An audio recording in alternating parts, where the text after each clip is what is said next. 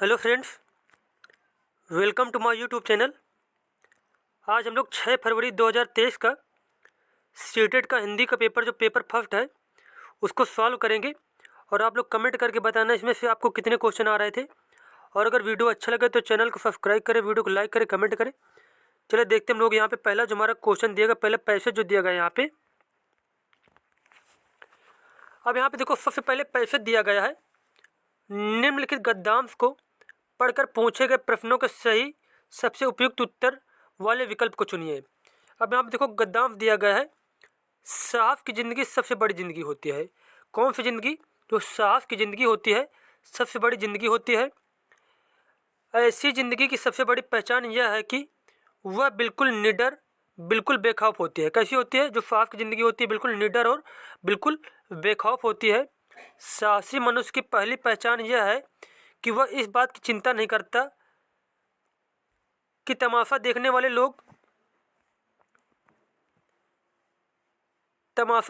लोग उसके बारे में क्या सोच रहे हैं। जनमत की उपेक्षा करके जीने वाला आदमी दुनिया की असली ताकत होता है। किसकी उपेक्षा करके? जनमत की जो उपेक्षा करके जीता है वही आदमी दुनिया की असली ताकत होता है। और मनुष्यता को प्रकाश भी उसी आदमी से मिलता है। उसके बाद अगला पॉइंट है इसमें से, अड़ोस पड़ोस को देखकर चलना यह साधारण जीव का काम है। किसका काम है? अड़ोस पड़ोस को देखकर चलना यह साधारण जीव का काम है। क्रांति करने वाले लोग अपने उद्देश्य की तुलना न तो पड़ोसियों के उद्देश्य करते हैं और न अपनी चाल को, और ना ही अपनी चाल को पड़ोसी की चाल देखकर मंदिर बनाते हैं। साहसी मनुष्य उन सपनों में भी रख लेता है जिन सपनों का कोई व्यवहारिक अर्थ नहीं है। अब यहाँ पे देखो पहला क्वेश्चन पूछा गया है आपसे। अब यहाँ पे देखो ये जो पैसेज हम लोगों ने पढ़ा, अब इसमें पहला क्वेश्चन है, किस प्रकार की ज़िंदगी सबसे बड़ी ज़िंदगी कही गई है। तो यहाँ पे देखो हम लोगों ने पढ़ा था कि साहस की ज़िंदगी जो है सबसे बड़ी ज़िंदगी कही गई है। कौन सी ज़िंदगी? साहस की ज़िंदगी। ये देखो यहाँ पे लिखा है, पहली लाइन में लिखा है यहाँ पे कि जो है साहस की ज़िंदगी सबसे बड़ी ज़िंदगी होती है। और ये क्वेश्चन पूछा गया, पहले का हमारा आंसर हो जाएगा। तो यहाँ पे फर्स्ट नंबर का हमारा आंसर हो जाएगा कि साहस की ज़िंदगी सबसे बड़ी ज़िंदगी कही गई है इस पैसेज के अनुसार, इस पैराग्राफ में जो दिया गया है। उसके बाद सेकंड क्वेश्चन पूछा गया आपसे। उसके बाद सेकंड क्वेश्चन पूछा गया है, साहसी मनुष्य की पहली पहचान यह है कि वह, साहसी मनुष्य की पहली पहचान क्या बताई गई थी यहाँ पे? कि वह लोगों की सोच की परवाह नहीं करता। तो यहाँ पे सी ऑप्शन हमारा बिल्कुल सही हो जाएगा। ये देखो यहाँ पे सेकंड क्वेश्चन का आंसर दिया गया है, साहसी मनुष्य की पहली पहचान यह है कि वह इस बात की चिंता नहीं करता कि तमाशा देखने वाले लोग उसके बारे में क्या सोच रहे हैं। ये वाला सेकंड का आंसर हो जाएगा। तो हमारे इसमें सेकंड का ऑप्शन जो सी है वो बिल्कुल सही हो जाएगा। उसके बाद थर्ड नंबर क्वेश्चन है, दुनिया की असली ताकत किस प्रकार के लोग होते हैं। दुनिया की जो असली ताकत है वो किस प्रकार के लोग होते हैं? वो होते हैं जनमत की उपेक्षा करके जीने वाले। कौन से लोग? जनमत की उपेक्षा करके जीने वाले जो लोग होते हैं, असली ताकत उन्हीं के पास होती है। उसके बाद फोर्थ नंबर क्वेश्चन यहाँ पे है, साहसी मनुष्य किस प्रकार के सपनों में भी रह लेता है। इसमें बताया गया पैसे में कि जो साहसी मनुष्य होता है और जिन सपनों का कोई व्यवहारिक अर्थ नहीं होता उनमें से भी क्या कर लेता है? वो अपने लिए रस और आनंद निकाल लेता है। उसके बाद नंबर 5 क्वेश्चन यहाँ पे है, अड़ोस पड़ोस को देख कर चलना यह क्या काम है। यह काम होता है साधारण जीव के लोगों का। किसका? साधारण जीव होते हैं वही जो है अड़ोस पड़ोस को देखकर काम करते हैं। ये देखो यहाँ पे दिया गया जो ये पैसेज है, अड़ोस पड़ोस को देख कर चलना यह साधारण जीव का काम है। तो यहाँ पे 5 नंबर का ये आंसर हो गया हमारा। अब देखो यहाँ पे जब आप लोग पैसेज सॉल्व करना वहाँ पेपर में तो क्या करना, पहले क्वेश्चन को पढ़ना फिर उसके बाद आंसर ढूंढना उसके, ठीक है। उसके बाद नेक्स्ट क्वेश्चन है 6 नंबर। अब यहाँ पे 6 नंबर क्वेश्चन है, निडर शब्द का समानार्थी शब्द बताइए। तो यहाँ पे निडर शब्द का जो समानार्थी शब्द हो जाएगा वो हो जाएगा साहसी। क्या हो जाएगा? साहसी हो जाएगा। उसके बाद नेक्स्ट क्वेश्चन है, ताकत का विलोमार्थी शब्द है। ताकत का विलोमार्थी शब्द हो जाएगा निर्बलता। क्या हो जाएगा? निर्बलता। अब देखो यहाँ पे जैसे कुछ पॉइंट दिए गए हैं, जैसे कि शब्द यहाँ पे दिए, अधिकार का जैसे विलोम हो जाएगा अनाधिकार, शक्ति का विलोम हो जाएगा क्षीणता, और क्षमता का विलोम हो जाएगा अक्षमता। उसके बाद 8 नंबर क्वेश्चन है, बेखौफ का अर्थ है। बेखौफ का मतलब क्या होता है? निर्भय, मतलब जिसको किसी बात का डर न हो। तुम्हारा बी ऑप्शन बिल्कुल सही हो जाएगा। अब देखो यहाँ पे कुछ शब्द दिए गए हैं और उसके अर्थ बताए गए हैं, जैसे कि भीत का मतलब होता है डरा हुआ, संकित का मतलब होता है शंका युक्त, डरपोक का मतलब क्या होता है? कायर होता है। उसके बाद यहाँ पे शुद्ध रूप छांटिए। यहाँ पे सही वाक्य बताना कि इसमें सही शब्द कौन सा लिखा है। तो यहाँ पे जो मध्यम लिखा है बी नंबर वाला ऑप्शन, ये बिल्कुल सही दिया गया है यहाँ पे। अब देखो हम लोगों ने गद्यांश कर लिया था, अब यहाँ पे पद्यांश दिया गया, जैसे कि निम्नलिखित काव्यांश को पढ़कर पूछे गए प्रश्नों के सही सबसे उपयुक्त उत्तर वाले विकल्प को चुनिए। जैसे कि चंदा तारों की सहज कांति, नदियों में है मुस्कान भरी, है पवन झकोरों में, दुलार खेतों में है दौलत बिखरी, पग पग मेरा विश्वास भरा, तब से है यह जीवन निखरा। प्रखर कर्म का पाठ सतत पढ़ाती मैं भारत माता हूँ, मैं वज्र सदृश विपदाओं को भी अनायास सह लेती हूँ, सुधा दान कर औरों को मैं विष पीकर मुस्काती हूँ, धीरज का पाठ पढ़ाती हूँ। उसके बाद अगला है, गौरव का मार्ग दिखाती हूँ, मैं सहज बोध मैं सहज शक्ति, सुवेकी भारत माता हूँ। अब यहाँ पे जो पैसेज दिया गया है, अब यहाँ पे देखो इसी के अनुसार क्वेश्चन पूछे गए हैं, जैसे कि यहाँ की नदियों और हवा में क्या है। तो यहाँ की नदियों और हवा में क्या है? पहली लाइन में हम लोगों ने पढ़ा था कि मुस्कान और दुलार, क्या हो जाएगा? बी ऑप्शन हमारा बिल्कुल सही हो जाएगा। अब देखो यहाँ पे पहले को जो आंसर दिया, नदियों में है मुस्कान भरी, क्या भरी है? नदियों में मुस्कान भरी हुई है, और यही क्वेश्चन में पूछा गया है फर्स्ट वाले क्वेश्चन में। अब देखो यहाँ पे 10 नंबर जो क्वेश्चन है ये पूछा गया है, यहाँ की नदियों और हवा में क्या है। तो नदियों और हवा में क्या है? मुस्कान और दुलार, हमारा बी ऑप्शन बिल्कुल सही हो जाएगा। उसके बाद 11 नंबर क्वेश्चन है इसमें, खेतों में दौलत बिखरी होने का क्या तात्पर्य है। तो यहाँ जो खेतों में दौलत बिखरी, उसका मतलब है कि खेतों में फसल लहलहा रही है। क्या है? खेतों में फसल लहरा रही है, और वही फसल ही तो क्या होगी? खेतों की दौलत होगी ना। उसके बाद अगला क्वेश्चन यहाँ पे है, भारत माँ को सुविवेकी क्यों कहा गया है। भारत माँ को सुविवेकी कहा गया है क्योंकि वह धैर्य व गौरव का पाठ पढ़ाती है। तुम्हारा सी ऑप्शन इसमें बिल्कुल सही हो जाएगा। और यहाँ पे देखो भारत माँ के बारे में बताया गया है कि धीरज का पाठ पढ़ाती हूँ, गौरव का मार्ग दिखाती हूँ, मैं सहज शक्ति सुविवेकी भारत माता हूँ। किस वजह से सुविवेकी भारत माता है? क्योंकि ये जो है भारत माता गौरव का और धीरज का पाठ पढ़ाती है, इसी वजह से सुविवेकी भारत माता यहाँ पे कहा गया है। उसके बाद अगला क्वेश्चन है, किसके पग में विश्वास भरा है। तो यहाँ पे किसके बारे में जो पूरा पद्यांश था वो था भारत माता के बारे में। किसके बारे में? भारत माता के बारे में। भारत माता के पग में क्या है? विश्वास भरा है। उसके बाद 14 नंबर क्वेश्चन है, चंदा तारों से सहज कांति पंक्ति में निहित अलंकार है। तो यहाँ पे चंदा तारों से सहज कांति जो है इसमें हो जाएगा उपमा अलंकार। कौन सा अलंकार? उपमा अलंकार हो जाएगा। अब यहाँ पे देखो जैसे इसकी व्याख्या बताया गया है, उपमा अलंकार कब होता है?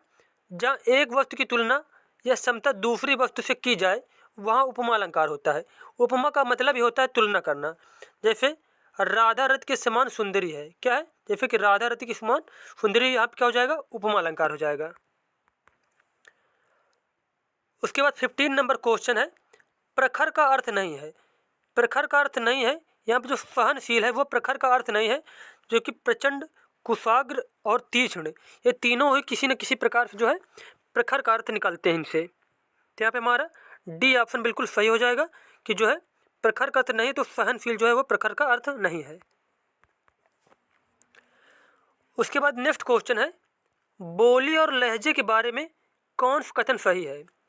तो यहाँ पे जो सारे ऑप्शन दिए गए हैं इसमें से सबसे अच्छा ऑप्शन, जो सबसे उपयुक्त ऑप्शन हो जाएगा कि बोली वास्तविक भाषा से संबंध रखती है, जबकि लहजा जो होता है भाषा कैसे बोली जा रही है उस तरीके से संबंधित है। तो यहाँ पे ए ऑप्शन हमारा बिल्कुल सही हो जाएगा। उसके बाद 17 नंबर क्वेश्चन है, निपुण भारत मिशन का उद्देश्य एक ऐसे लक्ष्य के रूप में सुनिश्चित किया गया है जिसे वर्ष 2026-27 तक पूरा करना है। कक्षा 1 में साक्षरता के लक्ष्य इस तरह रखे गए हैं कि बच्चे, अब यहाँ बताना कि कक्षा 1 में जो है निपुण जो है जो हमारा निपुण भारत मिशन का उद्देश्य है उसके अनुसार कक्षा 1 में साक्षरता के लक्ष्य किस प्रकार रखे गए ये बताना है। तो इसका आंसर हो जाएगा आयु उपयुक्त अपरिचित पाठ्य सामग्री में आए कम से कम 4 से 5 सरल शब्दों वाले छोटे वाक्य पढ़ पाएँ। तो यहाँ पे जो क्या है, जो बच्चे हैं कि 4 से 5 सरल शब्दों वाले छोटे वाक्य कम कम पढ़ पाएँ, तो हमारा बी ऑप्शन बिल्कुल सही हो जाएगा। अब अगला 18 नंबर क्वेश्चन हमारा है, कक्षा 3 के अध्यापिका को अपने विद्यार्थियों के श्रवण कौशल का आकलन करना है, उसे इसके लिए किस गतिविधि का संचालन करना चाहिए। क्या कोई कक्षा 3 की अध्यापिका, कक्षा 3 में कोई अध्यापिका पढ़ा रही है, तो क्या करना है, विद्यार्थियों के श्रवण कौशल का आकलन करना है। तो उसके लिए क्या करना चाहिए बच्चों के लिए उसको, तो उसका करेक्ट आंसर हो जाएगा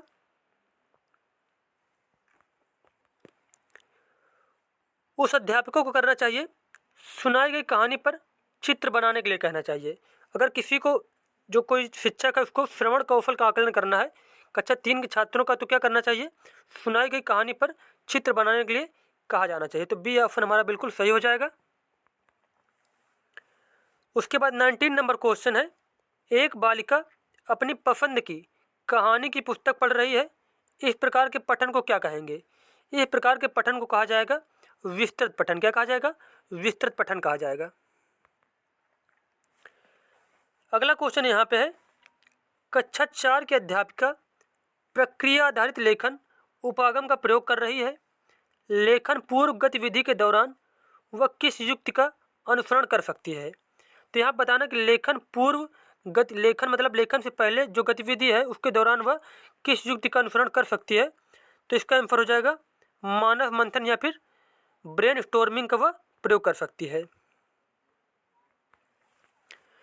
उसके बाद 21 नंबर क्वेश्चन हमारा है, कक्षा 3 की अध्यापिका अपने विद्यार्थियों के साथ पठन बोध पर कार्य कर रही है, वह किस युक्ति का अनुसरण कर सकती है। किस पर कार्य कर रही है, पठन बोध पर कार्य कर रही है। अब यहाँ बताना कि वह किस युक्ति का अनुसरण कर सकती है। तो यहाँ पे करेक्ट आंसर हो जाएगा पढ़ी गई पाठ्य सामग्री में आए कठिन शब्दों के अर्थ याद करवाना और लिखवाना, या फिर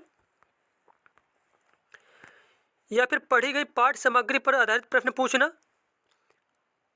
पाठ में पढ़े गए कठिन शब्दों का श्रुतलेख करवाना, पाठ्य सामग्री पढ़ने के दौरान सामने आ रहे संज्ञा शब्दों को रेखांकित करने के लिए कहना। तो यहाँ पे बताना है कि वह शिक्षिका क्या कर सकती है।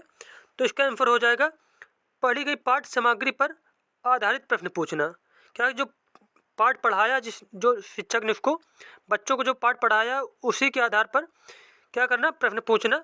या पठन बोध पर कार्य कर रही है तो वह किस युक्ति का अनुसरण कर सकती है। तो हमारा बी ऑप्शन बिल्कुल सही हो जाएगा कि पढ़ी गई पाठ्य सामग्री पर आधारित प्रश्न पूछ सकती है वह जो शिक्षिका है। उसके बाद 22 नंबर क्वेश्चन है, एक पठन संबंधी गतिविधि जिसमें शिक्षार्थी पाठ्य सामग्री के विभिन्न हिस्सों को सुनते पढ़ते हैं, तत्पश्चात कार्य को पूरा करने के लिए सूचनाओं का आदान प्रदान करते हैं, यह क्या कहलाएगी। ये जो सूचना का आदान प्रदान करते हैं तो यह कहलाएगी, क्या कहलाएगी, इसे बोला जाएगा जिज्ञासा श्रुतलेख। क्या बोला जाएगा, इसको जिज्ञासा श्रुतलेख बोला जाएगा। उसके बाद 23 नंबर क्वेश्चन है, भारत सरकार द्वारा शुरू किए गए कार्यक्रम निपुण भारत मिशन का मुख्य केंद्र भाषा में बुनियादी कौशलों को मौजूद करना है, इसका पूरा नाम है। बुनियादी कौशलों को क्या है, मजबूत करना इसका काम है। तो इसका फुल फॉर्म पूछा गया है। इसका फुल फॉर्म होता है national initiative for proficiency in reading with understanding and numeracy. तो यहाँ पे बी ऑप्शन हमारा जो है बिल्कुल सही हो जाएगा। उसके बाद 24 नंबर क्वेश्चन है, एक शिक्षार्थी ने अध्यापक द्वारा दिए गए भाषा कार्य को अपने सहपाठी या वयस्क की मदद से पूरा करना है, वह इस कार्य को बिना मदद के किस सीमा तक कर सकती है और कितना अपने वयस्क या अधिक सक्षम सहपाठी की मदद से कर सकती है। इन दोनों के बीच की संभाव्यता या अंतराल को क्या कहा जाएगा। भाषार्जन उपकरण कहा जाएगा, आरंभिक साक्षरता, सादृशीकरण या फिर निकट विकास का क्षेत्र। तो यहाँ पे जो क्वेश्चन दिएगा इसको बोला जाएगा निकट विकास का क्षेत्र, ZPD, zone of proximal development. और इसके बारे में बताया था वाइगोत्स्की। किसने? वाइगोत्स्की ने इसके बारे में बताया था। उसके बाद 25 नंबर क्वेश्चन है, मुद्रित समृद्ध परिवेश का सृजन भाषाधिगम में मदद करता है। जो मुद्रित समृद्ध परिवेश का सृजन भाषाधिगम में मदद करता है। कक्षा में इस प्रकार का परिवेश सृजित करने के लिए अध्यापक को क्या करना चाहिए? तो कक्षा में इस प्रकार का जो है परिवेश बनाने के लिए विद्यार्थियों को पुस्तकें व अन्य पाठ्य सामग्री पढ़ने के लिए अवसर देने चाहिए। यहाँ पे ए ऑप्शन हमारा बिल्कुल सही हो जाएगा। उसके बाद 26 नंबर क्वेश्चन यहाँ पे है, निम्नलिखित में से कौन सा क्रम प्रथम भाषार्जन के चरणों का सही क्रम है? अब यहाँ पे प्रथम भाषार्जन के बारे में बताया गया है कि प्रथम भाषार्जन कैसे बच्चे करते हैं। तो सबसे पहले क्या करते हैं? बबलाना, फिर 2 शब्दी वाक्य चरण होता है, फिर 1 शब्दी वाक्य चरण और फिर संक्षिप्ती वाक्य चरण। यहाँ पे आपसे पूछा गया कि प्रथम भाषार्जन के अंतर्गत चरणों का सही क्रम है। तो यहाँ पे जो सही क्रम है वो हो जाएगा कि पहले बबलाना करते हैं बच्चे, फिर 2 शब्दी वाक्य चरण होता है, फिर 1 शब्दी वाक्य चरण और फिर उसके बाद संक्षिप्त वाक्य चरण होता है। तो इस क्वेश्चन के अनुसार हमारा ए नंबर बिल्कुल सही हो जाएगा। उसके बाद अगला क्वेश्चन पूछा गया है आपसे, यह विचार कि मनुष्य सहजात भाषा अर्जन उपकरण के साथ जन्म लेते हैं किसके द्वारा प्रतिपादित है? यह भाषा अर्जन उपकरण के बारे में बताया था नोम चॉम्स्की ने। किसने बताया था? नोम चॉम्स्की ने बताया था। अगला क्वेश्चन है, नए शब्द समझती है और उनका प्रयोग करती है, यह रूबरिक किसका आकलन करेगा? तो यह जो रूबरिक है यह आकलन करेगा शब्द भंडार का। किसका? शब्द भंडार का। उसके बाद 29 नंबर क्वेश्चन है, निम्नलिखित में से कौन सी गतिविधि बच्चों के वाचन कौशल के आकलन हेतु प्रयुक्त नहीं की जानी चाहिए? पढ़े गए पाठ से शब्दों के अर्थ बताओ। आप जिन परिधान को बहुत अधिक पसंद करती हैं उसके बारे में बताओ। अपने आप का 4-5 वाक्यों में परिचय दो। दिखाए जा रहे चित्र का 3 वाक्यों में वर्णन करो। तो यहाँ पे पूछा गया है कि वाचन कौशल के आकलन हेतु प्रयुक्त नहीं की जानी चाहिए। तो यहाँ पे वाचन कौशल के लिए जो नहीं प्रयोग किया जाना चाहिए वह है कि पढ़े गए पाठ से शब्दों के अर्थ को बताओ। ये ऑप्शन बिल्कुल गलत दिया गया है और जो बाकी ऑप्शन ये बिल्कुल सही दिए गए हैं। उसके बाद 30 नंबर क्वेश्चन और लास्ट क्वेश्चन हमारा है, वह कौन सा भाषा विकार है जिसमें व्यक्ति उचित तरीके और उचित क्रम से शब्द नहीं रख पाता है? यह भाषा बोलने और समझने के तरीकों को प्रभावित करता है। उसे बोला जाता है डिस्फ्रेजिया। डिस्फ्रेजिया में जो बच्चे होते हैं उचित तरीके से उचित क्रम से शब्द नहीं रख पाते। तो हमारा बी ऑप्शन इसमें बिल्कुल सही हो जाएगा। और हमारे 30 क्वेश्चन कंप्लीट हो चुके हैं। मिलते हैं नेक्स्ट वीडियो में। धन्यवाद।